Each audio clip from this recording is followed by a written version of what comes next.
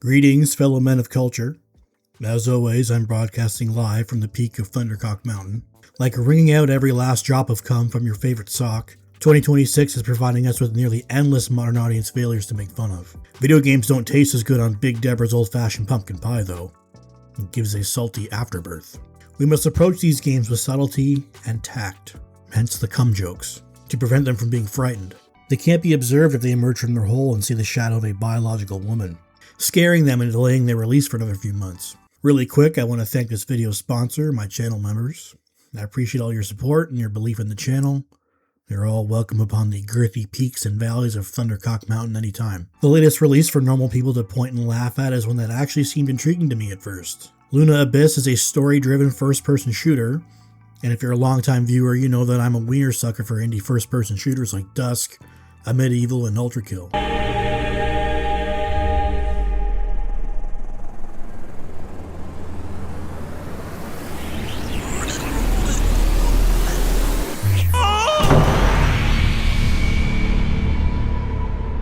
Take control of a prisoner named Fox, who after committing the heinous criminal act of being born with red eyes and watching her father take a poo, are sentenced to serve a being called the Allfather as a scout. As a scout, Fox's job is to remotely pilot a mecha called the Warden, with the goal of completing whatever is asked for inside the Abyss, an infinite sprawl located inside whatever spaceball or prison is located on. The general aesthetic and gameplay give me strong Metroid Prime vibes, and the gunplay reminds me a little of Doom Eternal. The game wears its inspiration on its sleeve, which isn't a bad thing. As you progress deeper into the Abyss, you'll start to traverse more complex environments, jumping challenges, and a handful of weapons to use against the game's different enemy types. There are the cliché text logs scattered throughout the levels that help build the world and fill in some of what the Abyss is and what happened to the human colony that used to live within it. The cosmic horror setting and the premise of being just an insignificant they-them tasked with plumbing the pipes of this seemingly endless fake moon, only for this sense of madness to get stronger and stronger the deeper you go, had me sucking on sausages. Bullet hell gameplay feels pretty good, and paired with the art style, Luna Abyss seemed like a great entry into my ever-growing library of indie shooters. Like when my wife told me her enlarged clitoris wouldn't poke me in the eye when she sat on my face, if it seems too good to be true, it probably is. A now infamous scene from the game features the game's main character, Fox, lecturing an androgynous French mime about her proper pronouns. That's a good job, well done, lass. Thanks for your help. I'm a they, not a she. Begging your pardon, I meant no disrespect. I really just want to die. To which the mime apologizes and asks for forgiveness, as if they don't both have more important shit to worry about at the moment. From what I've played and the reviews I've read, the game itself is great, but they just can't help themselves. For whatever reason, they can't leave this preachy, pandering horsewiener at the door and just release a good game. Luna Abyss makes a great first impression, but can't get out of its own way with the self-insert political stuff. The game is developers Bonsai Collective's first release, co-developed with our main protagonists, Quali Labs. Quali Labs was founded in 2011 by Human Vanilla Yogurt, and it is everything you could possibly imagine a modern, hyper-progressive game development studio to be. Under their super special achievement section, they boast about being socially responsible as a result of working with organizations such as Women in Games, which seems rather insensitive, it should be they them in games, and Safe in Our World. I haven't felt safe in our world since my landlord kept trying to touch my cock. This particular organization is responsible for propaganda games that are so on the nose they seem like satire at first. Fireside feelings let you talk to a sentient fire monstrosity about your deepest, darkest desires. Let's unpack with Mashfiq Ahmed. The Mashfiq Ahmed. The anti-sexism game.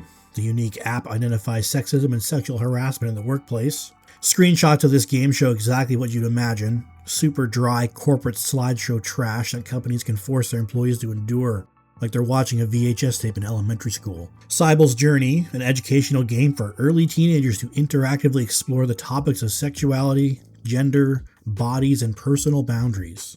You know exactly how a game like this will approach these subjects. Mass Effect is on there. I don't know what they had to do with that. Maybe they were responsible for letting you bang Liara, in which case, maybe they're not so bad after all. Despite how much gamers love having this progressive crap queef directly underneath their eyelids, the game isn't performing very well. The Steam reviews are mostly positive, so those that bought and kept the game seem to like it or don't mind the pronoun stuff, but that's not translating to good sales. Luna Abyss topped out at 317 players at launch, which for a studio that employs 400 people can't be very good. Seems to be a low to mid-budget game though, with the price set to $30 US. The same publisher also supports like a million shovelware mobile games as well, so a medium-sized stinker won't put them in trouble. It's a shame that this seems to be Quality's most ambitious title yet. Luna Abyss is way outside of what they typically work on.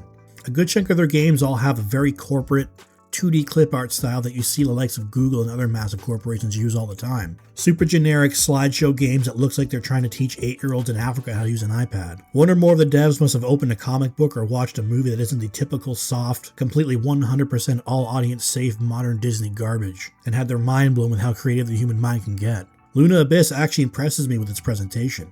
The voice acting is excellent.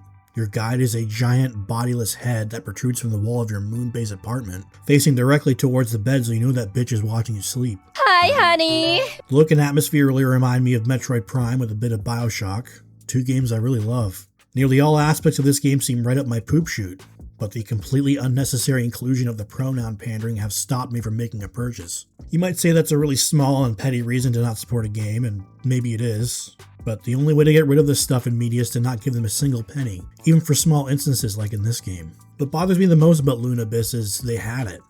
The visuals are great, the lore and story are very intriguing and are two of the strongest aspects of the game. It's just such a huge letdown that they really can't get out of their own way and just make the stupid video game.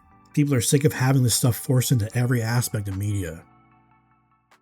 Thank you for watching. If you enjoyed the video, I'd appreciate a like and subscribe, and maybe hype the video if you really liked it.